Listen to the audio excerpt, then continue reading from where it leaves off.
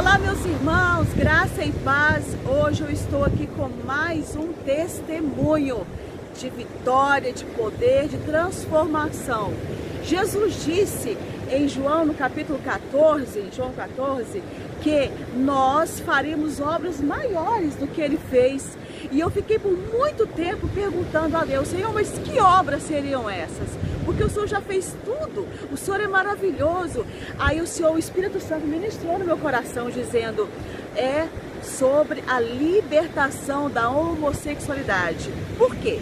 Porque todos creem que Jesus curou um cego, todos creem que Jesus ressuscita os mortos, muitos creem, né? Falando todos assim, né? No contexto, mas muitos creem que Jesus ressuscita, muitos creem que Jesus liberta, muitos creem que Jesus transforma. Agora, nem todos creem que Jesus liberta da homossexualidade. Mas nós aqui no Libertos por Deus estamos aqui hoje com esse casal, com o Carlos e com a Débora. Marcos, com o Marcos e com a Débora. Estou com o irmão Carlos na minha cabeça até agora. Com o Marcos e com a Débora, que, olha, gente, esse testemunho vai impactar você. O Marcos, ele era um travesti, não é isso? E a Débora era uma lésbica, não é isso, Débora? E eles, então, eu vou deixar eles falar porque é muita coisa, eu fico empolgada aqui. Glória a Deus, a paz do Senhor, meus irmãos. Amém, a paz. Como é que vocês estão? Nós estamos bem, graças a Deus. Muito Glória bem, a Deus. É isso aí. Chega mais pra pertinho aqui da gente, vem mais pra pertinho aqui. Tá um ventinho, gente, a gente tá nesse lugar lindo aqui. E a gente hoje convidou para vir, eles almoçaram lá em casa, eu fiz a comida. Não, eu não sabia que ele é cozinheiro, né? E olha, Formado em gastronomia. delícia a comida, ó. Cozinha muito bem. Ainda bem que eu não fiquei sabendo, porque eu acho que eu ia ficar com vergonha. Quando eu abri o meu restaurante, você é o primeiro a chamar a Maria para trabalhar comigo. Eu vou, hein? Glória a Deus. Então eu fiz para eles uma comidinha simples, mas eu sei que foi com muito amor e eles estão com a gente. Gente, que coisa linda. Irmão Marcos, conta pra gente como que era a sua vida, como que você entrou nessa da homossexualidade. Fala pra gente, como é que foi isso? Olha, Andréia, aos 12 anos de idade, eu sofri o meu primeiro abuso sexual, né? Por uma pessoa bem próxima da minha família. Sim. E esse abuso sexual, eu não tive a coragem de me abrir, de contar para minha família, porque a minha família era uma família antiga, minha família não ia aceitar, minha família não ia, eu fiquei com medo de apanhar, né? Então a importância da gente ser amigo dos nossos filhos é exatamente por isso. Para quando acontecer esse tipo de situações, eles veem um amigo e não veem pessoas que eles não podem confiar, né? Então minha família era uma família muito antiga, tudo para eles era bater, a gente já apanhava, então eu tive medo e eu acabei guardando essa ferida comigo e fui crescendo. E eu fui crescendo com isso no meu coração. O primeiro contato da parte sexual que eu tive foi com um homem, né? O primeiro contato que eu tive foi com um homem. Então na minha cabeça eu pensei o quê? Eu preciso ter relações sexuais com homens, porque foi o primeiro contato sexual foi um homem. Então eu cresci, o inimigo trabalhando na minha cabeça dessa forma, o inimigo, aquilo era normal. que aquilo era normal. Entendi. E eu fui crescendo com aquilo ali. Aos 14 anos, 13 para 14 anos, eu me batizei nas águas, porque eu também cresci num berço evangélico. Minha família era evangélica, né? Metade era católica, depois vieram se convertendo aos poucos. Tinha de todo jeito, né? Candomblé, católico, evangélico.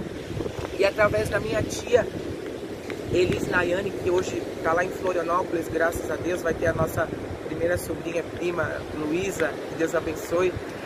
Através da minha tia, eu conheci Jesus e ela me incentivando e eu me batizei. Não consegui resistir ao contra-ataque do diabo depois desse batismo, porque eu já tinha essa coisa no meu coração, esse buraco. Essa ferida não tratada, né? Essa ferida que não foi tratada. E o interessante, Andréia, é que não era questão de eu estar fugindo do meu chamado, era questão de não ter ninguém para enxergar a ferida que estava em aberto. Porque se tivesse alguém para enxergar essa ferida, esse alguém poderia tratar comigo e evitar muitas coisas, né? Foi o que aconteceu com Jonas. Jonas foge, né? Jonas compra uma passagem, o texto vai dizer, relatar que Jonas compra uma passagem e foge da presença do Senhor, mas normalmente quando a gente ouve falar de Jonas, a gente já pensa logo no quê? No profeta fujão. Mas quando na verdade a questão não era do profeta fujão, a questão é que a gente não está conseguindo ter a sensibilidade de enxergar que Jonas fugiu não porque ele não poderia ser capaz de fazer o que Deus mandou, mas pelo fato da ferida que está em aberto ainda, de ir voltar para um lugar que era Nínive, que foi para onde Deus mandou ele ir, de voltar para um lugar onde foi lhe causada a ferida. Porque normalmente é difícil a gente voltar para onde nos causaram dor, nos causaram feridas. Então eu fui crescendo com isso, me batizei aos 14 anos, desci as águas. E ali depois dos 14 anos eu saí da presença do Senhor, saí de casa também, fui morar com outros homossexuais, virei travesti, né, me vestia de mulher. E ali foi uma série de mutilações. Chegou a colocar silicone? Coloquei um silicone de 450 ml no tórax, né? E a gente lembrando que não é qualquer médico que faz isso, porque um médico normal, um médico formado, né, um médico estruturado, eles vão dizer que colocar uma prótese de silicone num tórax masculino, eles vão levar isso como uma lesão corporal e não como uma cirurgia. Olha só. Porque a prótese ela foi feita para seios e não para tórax. Então a gente... Nossa, gente, eu nunca tinha pensado por isso. A gente passou por vários estudos clandestinos, coloquei uma prótese de silicone de 450 ml, fui enganado, porque eu não sabia que a confusão que era... Rejeição. A confusão que era desse silicone no corpo das pessoas, né? Que eles injetavam silicone, eu não sabia, não tinha noção, fui enganado, porque eles falaram que era silicone, pra mim era do mesmo jeito que eu coloquei no tórax, era, né, no quadril, porque eu queria ter curva, eu queria ter, né, traços femininos, e eu fui descobrir, André, depois de 2 anos e meio, eu fui descobrir que na verdade o que injetaram no meu quadril, na verdade não foi silicone, que na verdade foi lubrificante de peças de avião. Meu Deus do céu. Foi o que injetaram no meu quadril para dar forma. E o silicone industrial que eles falam. Que é o silicone industrial, que é lubrificante de peças de avião. Fazem, né? Eu fiquei totalmente desesperado, desnorteado, falei, meu Deus, eu vou morrer com esse negócio no meu corpo, não posso mais tomar. Você passou mal com isso? Fiquei 1 semana de brusca, a gente não pode caminhar, né? Fiquei 1 semana, não posso tomar injeção na bunda, não posso tomar injeção, porque por causa dessa situação. Meu marido passou, ele também passa por isso. Por causa dessa situação, só na coxa, injeção só na coxa. Se acontecer alguma coisa comigo e não tiver ninguém e eles me derem injeção na bunda, é capaz de eu até morrer. É capaz de eu até morrer. E aí, cada vez os anos foi passando, eu fui me mutilando cada vez mais. Você pensou em algum momento tirar o seu órgão genital? Pensei, inclusive, faltava 6 meses para mim sair do Brasil para a Tailândia para fazer essa cirurgia. Para fazer essa cirurgia com o Dr. Camol, de mudança de sexo. Faltava 6 meses para mim. Foi quando Deus usou a minha esposa para resgatar a minha vida do lamaçal. Agora isso vai contar uma história que é tremenda também. E Deus falou, até aqui você caminhou, filho. Daqui para frente você não caminha mais. Agora é o meu Espírito que vai lhe conduzir.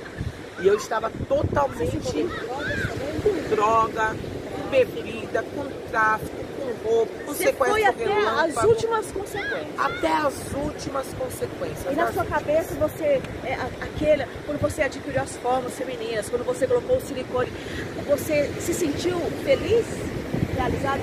Aquilo era o seu ideal de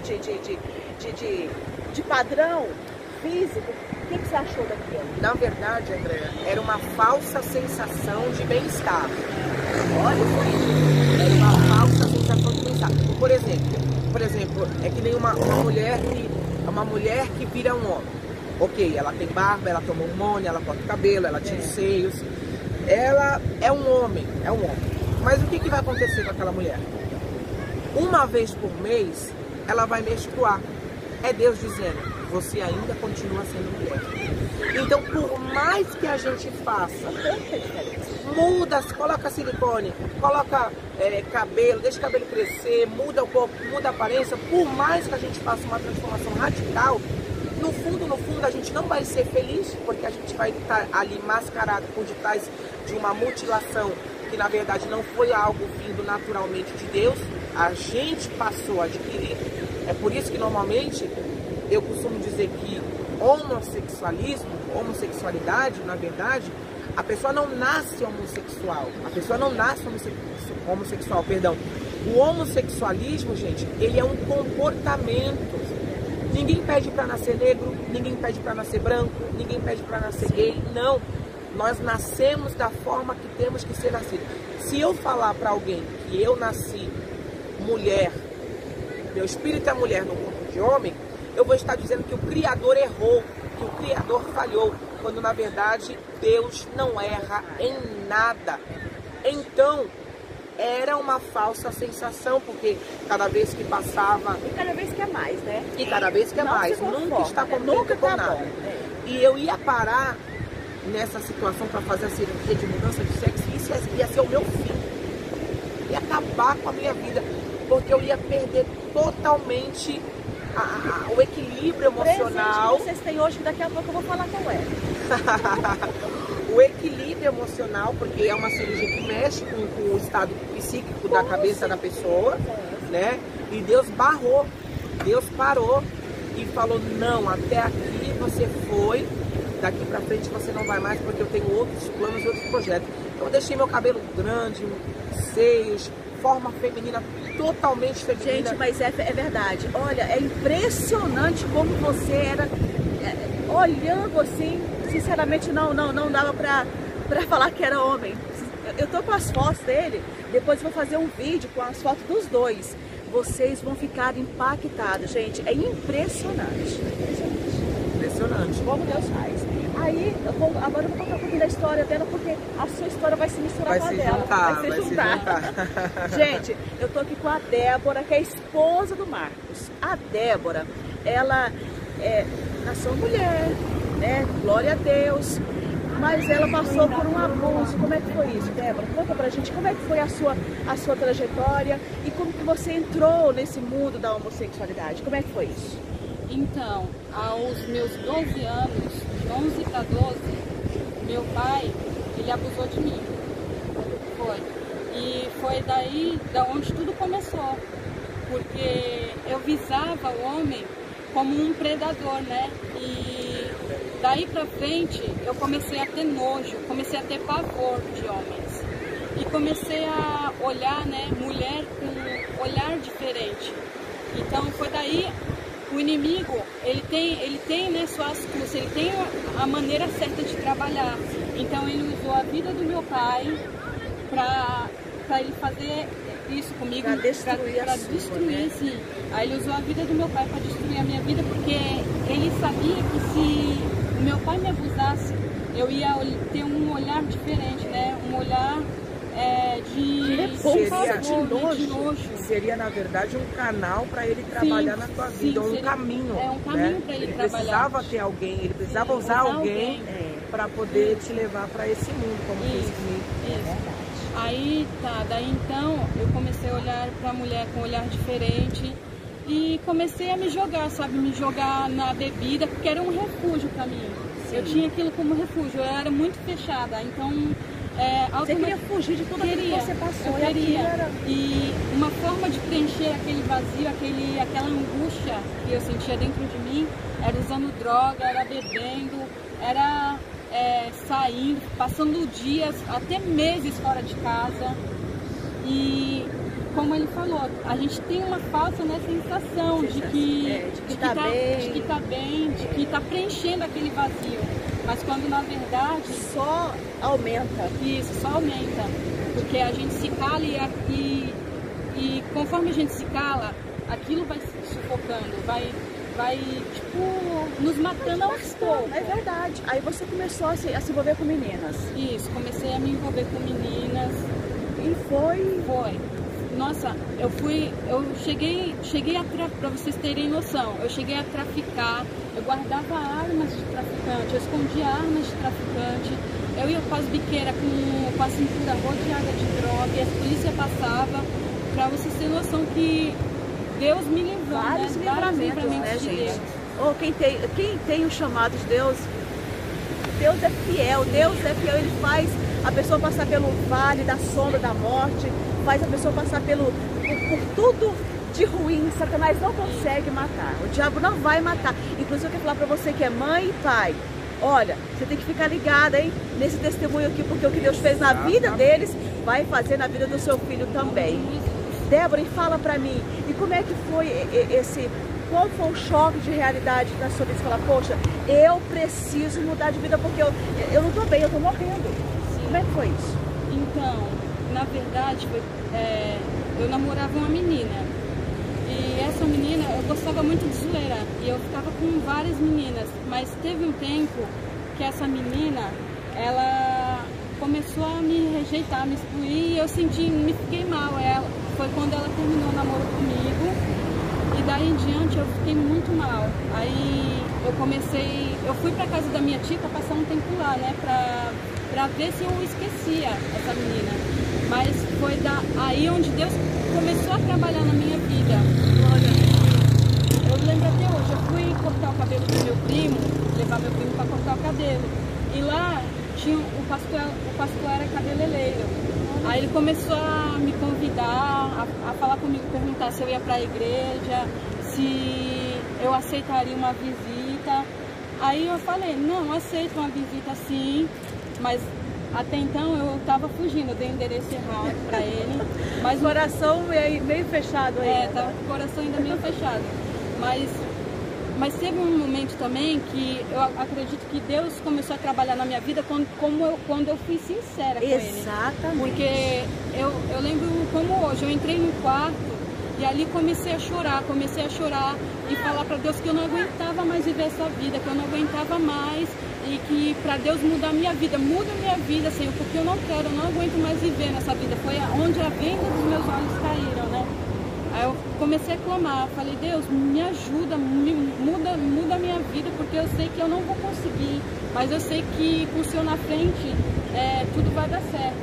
Aí foi quando Deus preparou esse momento, deu ir no cabeleireiro, deu do cabeleireiro ser pastor, aí ele foi me convidando, aí eu acabei indo para a igreja, aí larguei o cigarro que eu fumava, eu era viciada no cigarro, eu era viciada na bebida também. Aí eu fui parando, fui pegando nojo da bebida, do cigarro, e comecei a ir para a igreja, né? Aí foi quando Deus tirou a venda dos meus olhos, porque quando a gente está nesse mundo, né, a gente fica com uma venda, com escamas nos olhos. A gente fica com escamas nos olhos. E Deus só pôde trabalhar na minha vida quando eu dei o primeiro passo. É muito importante isso. Porque Deus só pode trabalhar na vida de um ser humano quando Ele quer, porque o inimigo, a palavra do Senhor diz que o inimigo ele vem para matar, para roubar e para destruir. E o Senhor, Ele é educado, Ele primeiro bate no teu coração e se você abrir, Ele entra e faz morada no teu coração. E lembrando que ninguém pode dar esse passo por você, a não ser você mesmo. Ninguém, minha mãe não pôde dar esse passo por mim, a mãe da Débora não pôde dar esse passo por ela, ninguém. Quando a gente dá o primeiro passo, aí a gente está mostrando para o Senhor que a gente está abrindo essa porta verdadeiramente, né? E permitindo que Ele possa entrar e fazer a mudança nas nossas vidas. É verdade. Gente, outra coisa também que eu quero falar para vocês, as fotos também é impressionante.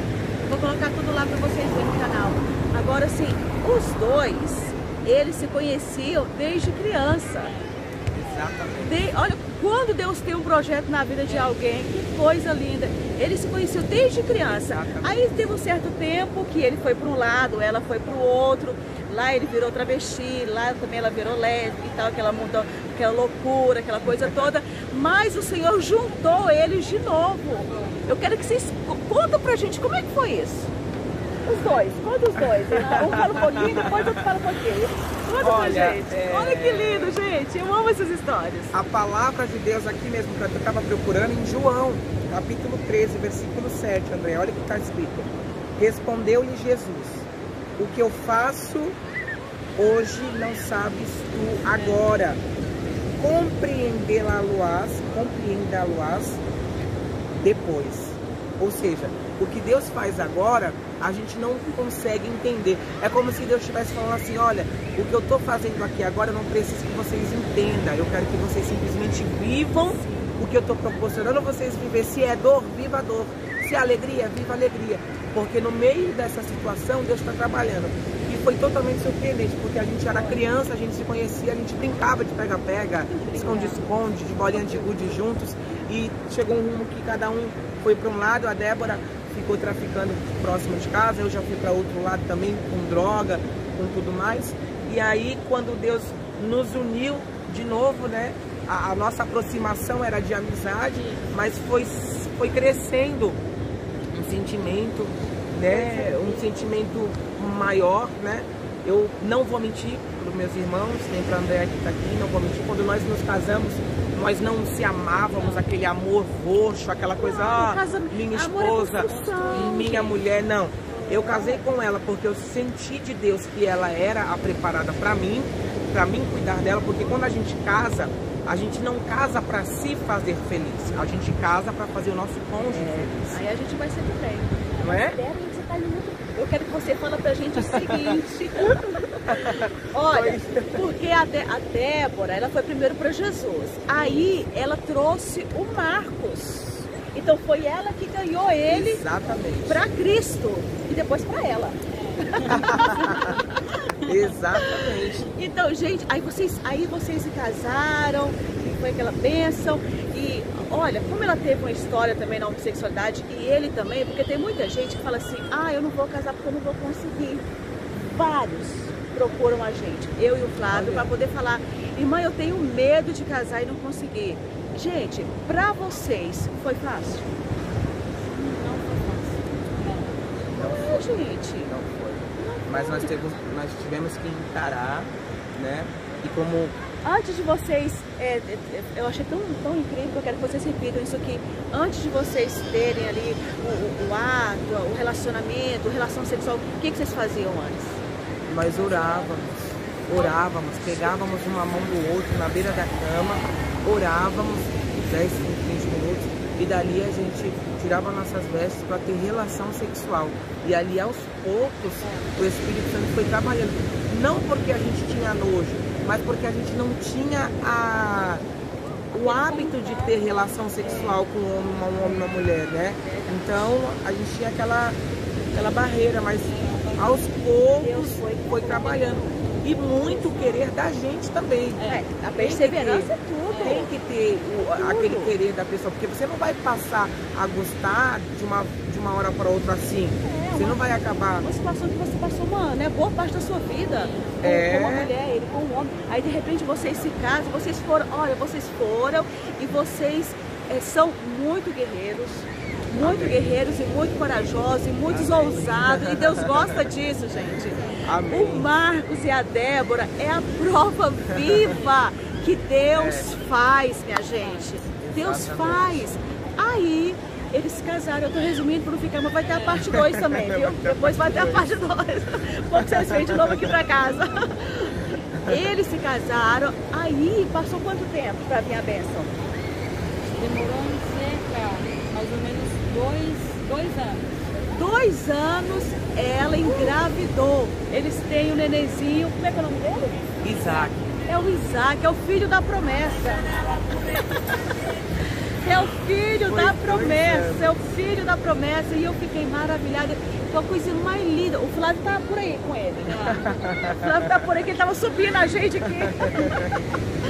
Então eles têm esse bebezinho para selar essa união, para abençoar esse casal.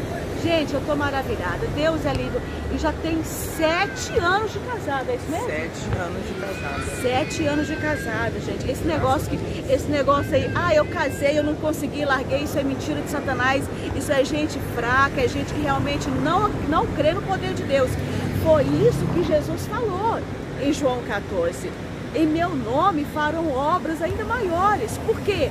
Gente, juntar um ex-travesti e uma ex-lésbica ia se casarem e terem um filhinho e constituir uma família, isso é uma obra gigantesca. Passar da prostituição para o altar de Deus.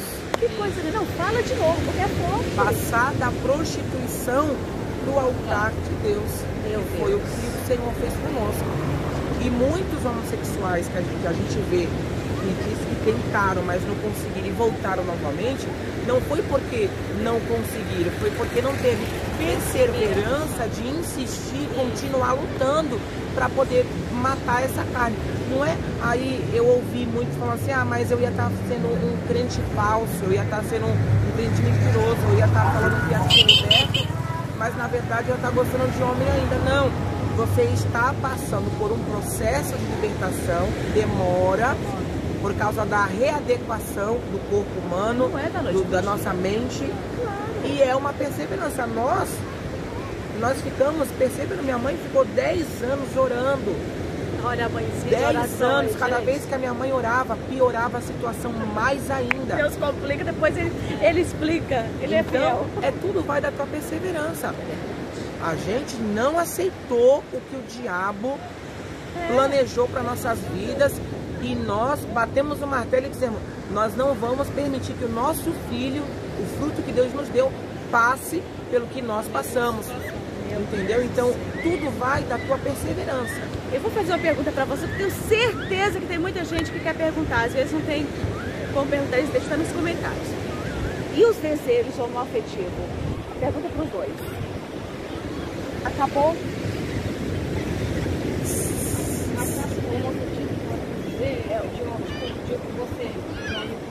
O homem é um de mulher para mulher. Sim, entendi. Nessa parte sim. Pode responder depois a gente. Nessa parte sim. No começo foi difícil. Foi difícil. Mas eu fui perseverando, né, em jejum e oração. Jejum e oração. Porque a Bíblia diz que tem casta de demônios que só sai com jejum e oração, né? Então a gente perseverou ali no jejum e oração e esse desejo, ao contrário, foi acabando. Vence quem você alimentar mais, é simples assim. Exatamente. E você, Marcos, como é que foi? Para mim foi muito mais difícil do que ela, porque eu vivi no mundo de prostituição, né? De entrega. Eu fui 5 anos cafetinado, né? Por um transexual. Não sei se você consegue entender o que é transexual. Transexual, galera, é um homem que tem um órgão genital feminino, tá? O travesti é aquele que fez a cirurgia. O travesti é aquele homem que se veste de mulher, mas continua com um órgão genital masculino. E o gay, que é o homem que se veste de homem normal. Então eu fiquei 5 anos sendo cafetinado por isso, transexual. Então pra mim foi muito mais difícil. Quando a gente se casou, eu ainda sentia muita atração, mas não aquela vontade de ter relações sexuais, ou de voltar pra prostituição, ou de beijar até mesmo um homem. Porque antes de ficar com a Débora, da gente casar, eu já estava casado há 3 anos com um homem. E ali a gente trabalhávamos, conquistávamos coisas juntos. Então, para mim foi um pouco mais difícil. Eu olhava, sentia atração ainda, mas perseverava. Rejeitava. E na minha cabeça eu falava aqui, está repreendido em nome de Jesus. Tá repreendido. Esse nome é poderoso, minha gente. Está repreendido em nome de Jesus. Eu não me culpava por sentir a atração. Claro. Até porque eu vim de um mundo podre, eu vim desse mundo. Então não tem como de uma hora para outra as coisas saírem. Não, eu não me culpava por isso. Porque muitos desistem da perseverança porque eles acham que eles acham que eles ainda são gays, mas na verdade não é assim. Então eu não me culpava. Então eu pensava, eu sentia a atração, né? Mas eu pensava assim, tá repreendido em nome de Jesus. E aí eu passava a orar mais, a dobrar mais o jejum e a entrar mais com o propósito de oração. E foi, gente, não foi 2, 3 dias, 10 dias, não. Foram longos anos do nosso casamento. Os primeiros 2, 3 anos, os nossos primeiros 3 anos de casamento foi só Deus tratando com a nossa índole, tratando com o nosso caráter, com a nossa personalidade, mudando a gente, né? E pra mim foi um pouco mais difícil do que ela. Então, quando as pessoas olham e falam assim, é um crente Não um crente idólatra, perdão, esqueci até a palavra. Fanático, Um crente fanático. Mas, gente, não é questão de crente fanático. É questão de eu sei a necessidade que eu sinto se eu não orar. Eu sei a necessidade que eu sinto se eu não buscar. Eu sei muito bem o que a minha carne pede se eu não dobrar o meu joelho para orar. Gente, é verdade. E se eu não dobrar o meu joelho para jejuar. Eu sei o que ela vai pedir. Né? A velha natureza do homem, ela volta a gritar. O velho homem fica na tampa do caixão lá, ó. Exatamente. E exatamente matar ele todo dia. Por isso que Paulo diz, há uma guerra entre a alma e o corpo. Há uma guerra, é uma luta. Aquele que você estiver alimentando mais é o que vai sobreviver. Se você estiver alimentando mais a sua carne vai ganhar. Se você estiver alimentando mais o seu espírito vai ganhar. A Bíblia é franca e clara quando diz, o espírito está pronto, mas a carne é fraca. E por isso, é como se Deus estivesse falando assim, vigia. É que nem a missionária Andréa acabou de nos falar, a gente descendo aqui vindo de carro, a missionária falou uma coisa muito interessante, do ambiente. Sim.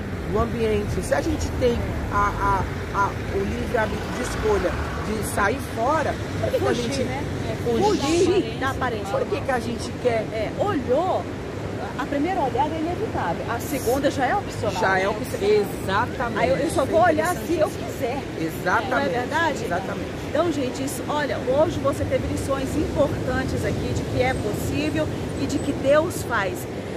Meus queridos, é por isso que muita gente, e outra, eles nos encontraram, vieram até nós, porque o Libertos por Deus é um canal que o Senhor levantou, é o ministério que Deus levantou para dar voz a quem ainda não tem.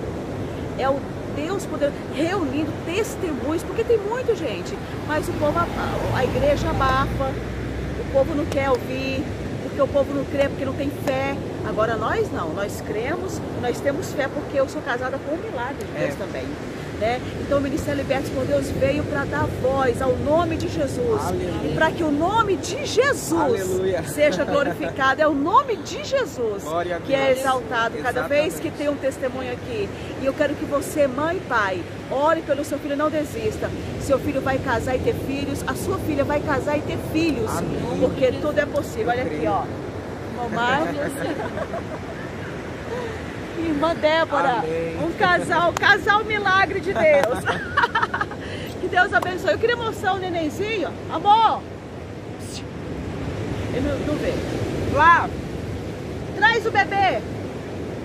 Ele... não quer não? Tá brincando ali, gente. Tá brincando. Mas depois eu vou colocar a fotinha dele pra vocês verem. Tá Obrigada pelo carinho. Ah, tá vindo? Tá vindo. Vamos esperar. Vale a pena, o vídeo ficou um pouquinho longo, mas vale a pena cada palavra que foi falada aqui. E ainda vai ter a parte 2. A gente vai falar sobre várias coisas, sobre vida com Deus, sobre lutar diariamente, sobre permanecer, porque Jacó, missionário Marcos, ele não venceu simplesmente porque lutou. Ele venceu porque ele perseverou em lutar.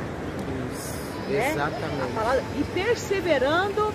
a gente tá vendo chorando, porque queria ficar na ilha. Eu quero que vocês conheçam Resumindo, a libertação, ela é sim verdadeira, né? É claro. Não existe quando você está em espírito de verdade. Ela é verdadeira e ela... isso aqui é projeto de Deus. Olha, era isso que Satanás queria. Olha lá. Vai na mamãe. Olha lá. Já rolou na areia. Já rolou na... Olha só. Aí. Imagina se você cara. De resignação. Foi uma luta tirar ele da... Uma luta tirar ele da areia. Uma luta, né? Mas vamos voltar para a areia, moço. Tchau pro povo aí, amor. Povo lindo de Deus, um beijo. Vocês viram que testemunho? Você viu? Pensa num casal lindo. Olha lá. Ó. Fala, povo lindo de Deus, eu te levo para a areia de volta. Não quer não. Tchau, gente. Tchau. Deus abençoe. Tchau, fica na paz.